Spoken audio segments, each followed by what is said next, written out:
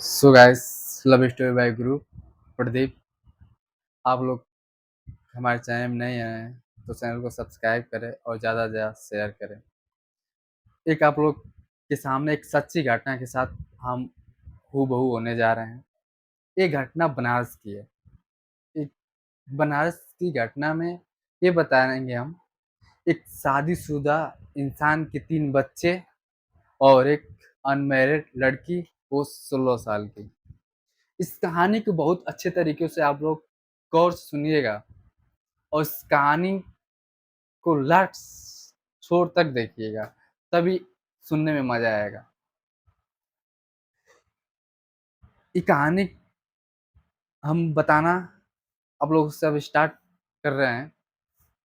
एक किशोर नाम का एक सुनार था, जो बनारस में बहुत अच्छी उसकी शॉप चलती थी और उसकी दुकान बहुत बेस्ट और अच्छा चलती थी और उसकी दुकान बहुत ऐसे कस्टमर थे जो अच्छे अच्छे घर से बिलोंग करते थे और अपने बिजनेस में वो बहुत तेज तड़ाक था और उसका बिजनेस बहुत सही तरीके से चल रहा था। एक दिन अचानक से होता है क्या है कि दुकान पे किशोर बैठा रहता है। तब तक एक सुमन नाम की लड़की उसके शॉप पे आती है। उसके शॉप के आने के बाद सुनार से कुछ जेवरात खरीदती है और किशोर की नज़र उस सुमन पे पड़ती है और कस्टमर की निगाह से नहीं बल्कि वो अपने किसी और निगाह से देखना स्टार्ट कर देता है।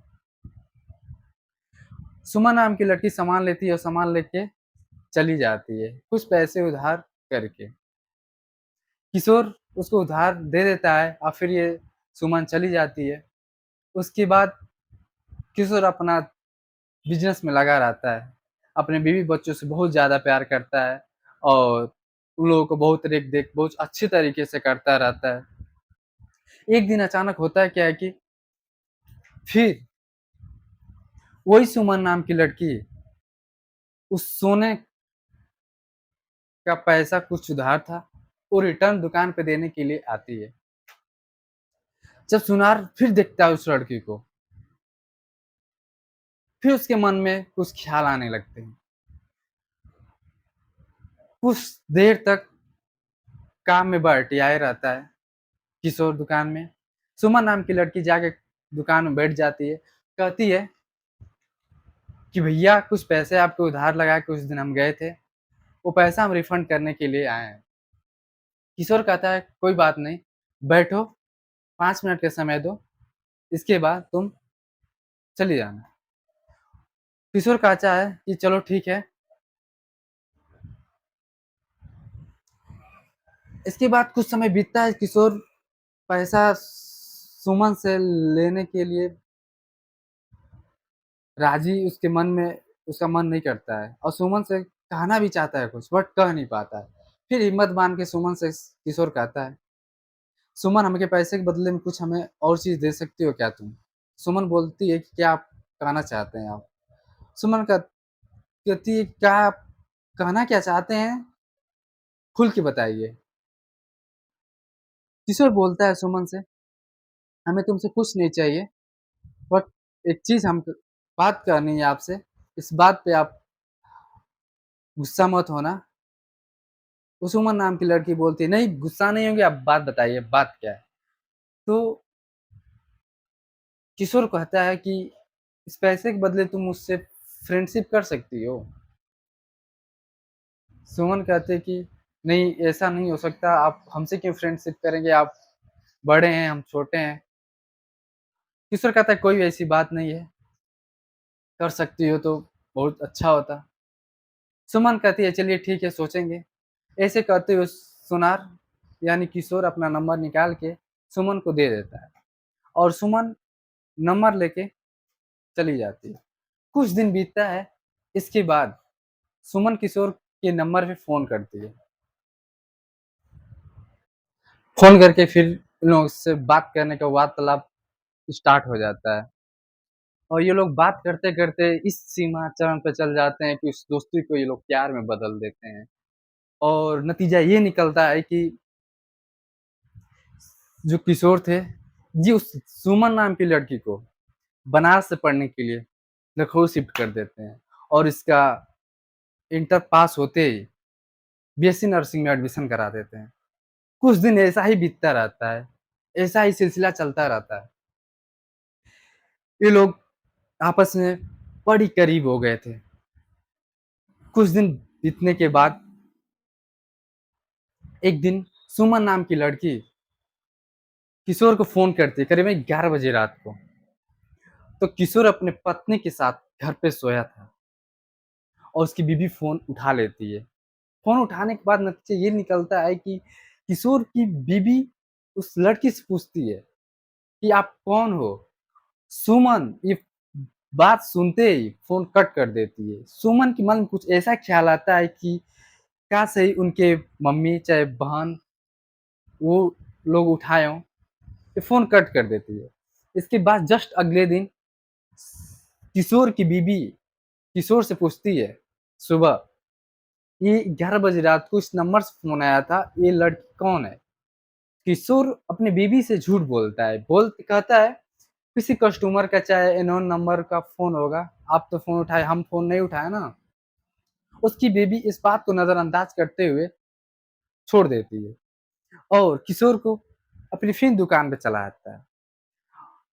तब तक फिर सुबह को जब ये दुकान पे आ जाता है तो सुमन फ़ोन करती है किशोर को कि तुम अब तक कहाँ थे? फिर हमको आप फ़ोन नहीं किए।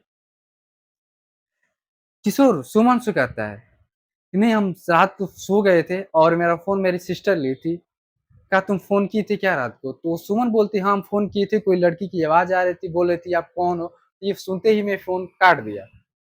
किशोर बोला नहीं वो मेरी सिस्टर थी जो फ़ोन उठाई थी, चलो जाने दो कुछ बोली नहीं ना आप? सुमन बोली नहीं हम कुछ नहीं बोले, वो बस ये पूछी कि आप कौन हो? तो ये सुनते ही मैं फ़ोन काट दी। सुमन से और किशोर से बहुत ज़्यादा बातें होती थी, दिन-दिन भर बातें ये लोग करते थे। बात ये लोग बहुत ज़्यादा करने लगे क्योंकि ये लोग एक दूसरे के प्रति रह नहीं पाते थे। जब इस किशोर का मन करता था नखलौर चला जाता था, नखलौर से जब मन करता था घर चला जाता था। घर कुछ ऐसे-ऐसे बहाने करके जाता था कि हमें इस काम के लिए जाना है, उस काम के लिए जाना है। 2-2 दिन, 3-3 दिन उस सुमन के पास गुज़ारता रहा। इन लोगों के बीच बहुत ऐसे-ऐसे साथ काम हुआ। फिर एक दिन होता क्या है, सुमन किशोर को फ़ोन करती है, बोलती है, "अगर आप हमें चाहते हो, अब हमसे शादी कर लो, आप अनमैरिड हो।" तो किशोर कहता है कि हम अनमैरिड हैं, बट अभी शादी नहीं करेंगे, कुछ समय बाद करेंगे, तुम अपने पैर पे कम से कम खड़ा हो जाओ।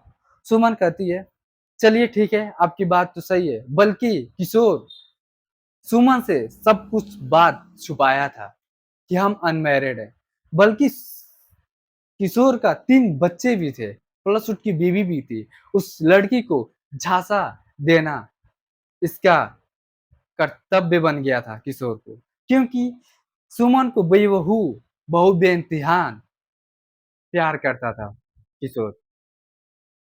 एक दिन सुमन के पिता सुमन को फ़ोन करते हैं और सुमन से ये कहते हैं, "सुमन कैसी हो? सब कुछ बढ़िया, सब कुछ अच्छा चल रहा है ना पढ़ाई-लिखाई?" सुमन कहती है, "जी पिताजी सब कुछ चल रहा है।" उसके पिताजी कहते हैं कि, "कुछ पैसों की ज़रूरत है बताओ हम पैसे पेमेंट कर देते हैं।" सुमन कहती है कि, "नहीं पिताजी पैसे हैं हमारे पास, जब दिक्कत होगा तो हम आपको बता देंगे।"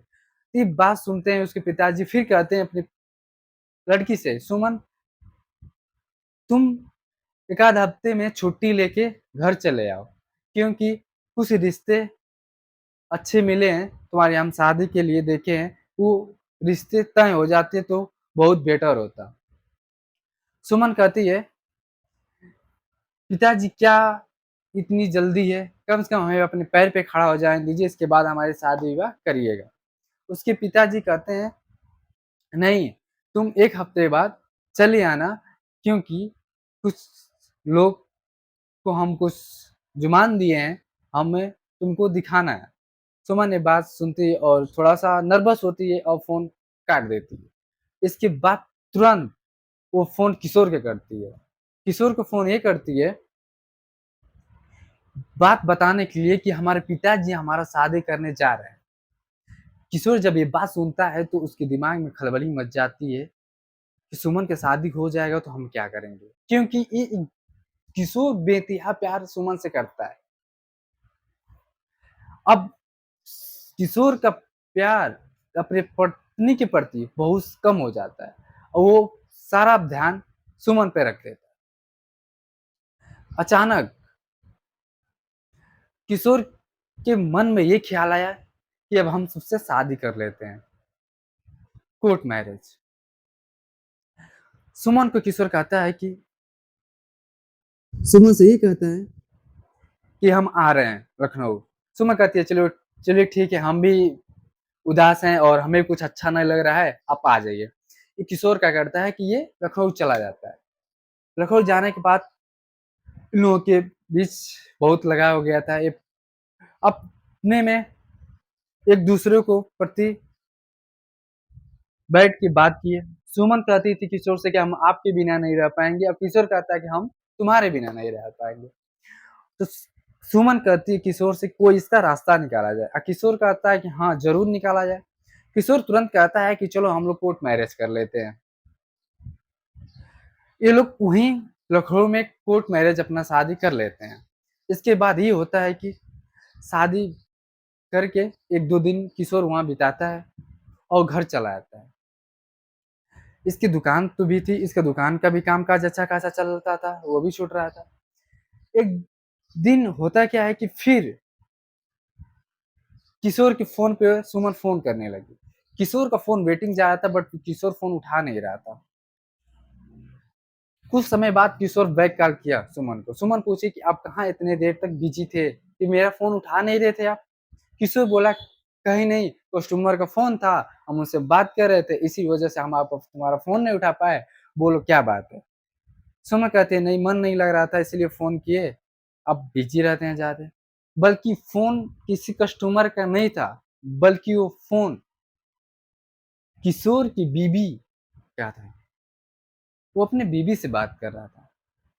सुमन को हर बात बात में झांसा देते हुए जा रहा। इसके बाद सुमन को फिर उसके पिताजी फोन करते हैं। सुमन से कहते हैं कि तुम आओ घर, टाइम हो गया है, कल परसों में आ जाना घर। सुमन कहती है कि नहीं पिताजी हम नहीं आ पाएंगे। फिर सुमन किशोर को फोन करती है, बोलती है कि मेरे पिताजी हमें परेशान कर रहे हैं, फिर फोन कर रहे हैं आने के लिए। किशोर कहता है कोई बात नहीं, आ जाओ और घर पे कुछ समझा बुझा के फिर चली जाना। पिताजी से बता देना कि हमें अभी थोड़ा पढ़ाई लिखाई बचे हैं, अब वो थोड़ा फ्री हो जाए तो उसके बाद अच्छे ढंग से शादी ब्याह कर दीजिएगा। वो तो पहले से शादी ब्याह सुमन कर चुकी थी।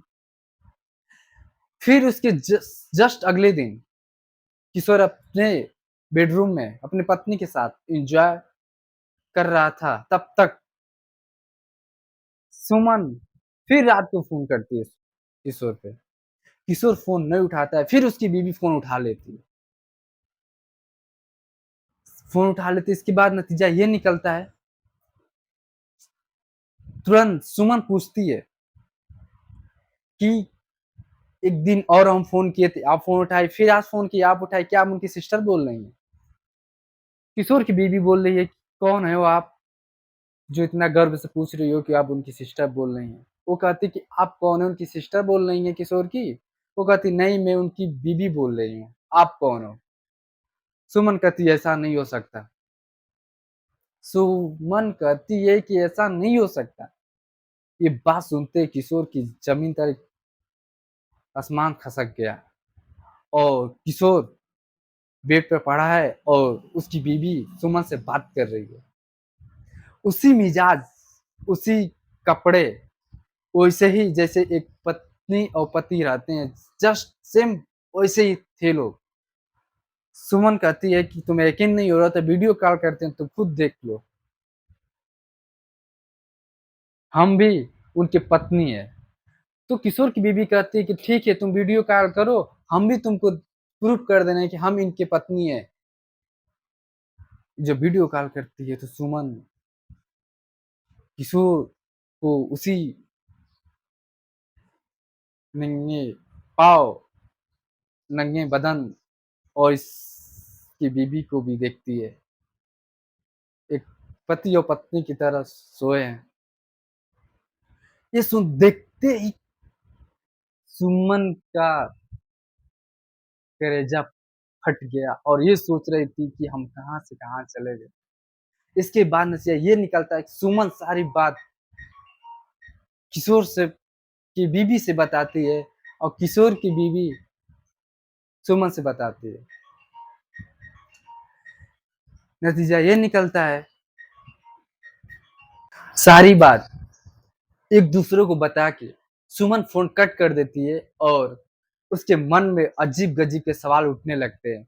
सुमन उसके जस्ट अगले दिन नतीजा ये निकलता है कि सुमन आती है बनारस बनारस पुलिस स्टेशन में एफआईआर करती है और कुछ कांस्टेबल पुलिस लेकर तुरंत किशोर के घर पहुंच जाती है। पुलिस किशोर से पूरा पूछताछ करने लगती है और किशोर को हूबहू सब कुछ बताना पड़ता है क्योंकि किशोर सुमन के साथ फ्रॉड किया था। वो लड़की अनजान में सब कुछ की थी। ये किशोर जानबूझ के किया था क्योंकि उसके 3 बच्चे और एक बीवी भी थी। बट नतीजा ये निकलता है कि सुमन 2 महीने की प्रेग्नेंट हो चुकी थी। इस वजह से सुमन किशोर के पीछे पड़ गई। इसके बाद पुलिस तहकीकात करते हुए सुमन को इंसाफ दिया और उस सोनार किशोर के हर एक प्रॉपर्टी में 1/2 का हिस्सेदारी दिया क्योंकि किशोर का बेटा सुमन की कोख में पल रहा था और किशोर को हर प्रॉपर्टी में 1/2 का हिस्सेदारी बनाना पड़ा और दोनों बीवियों को वो सोनार किशोर शिफ्ट किया और फिर एक बीवी को लखनऊ शिफ्ट किया और एक बीवी को बनारस में और दोनों के साथ अपना जिंदगी बिताना शुरू किया। आप लोगों से हम यही निवेदन करेंगे अनमैरिड और अनमैरिड लड़के और अनमैरिड लड़कियां जहां भी रहिए कुछ भी करिए सोच समझ के करिए। किसी के चक्कर में आके अपनी जान की बाजी मत लगाइए क्योंकि किसी का परिवार बिखर जाएगा तो वापिस नहीं आया क्योंकि ये लड़की जब उसके यहाँ गई तो उसका परिवार बिखर गया क्योंकि वो इंसान एक पे ही अच्छा लगता है 2 पे नहीं। इसीलिए हम अपनी बॉडी को विराम देते हुए कहेंगे कि आप लोग जहाँ भी रहिए सतर्क रहिए। जय हिंद जय भारत।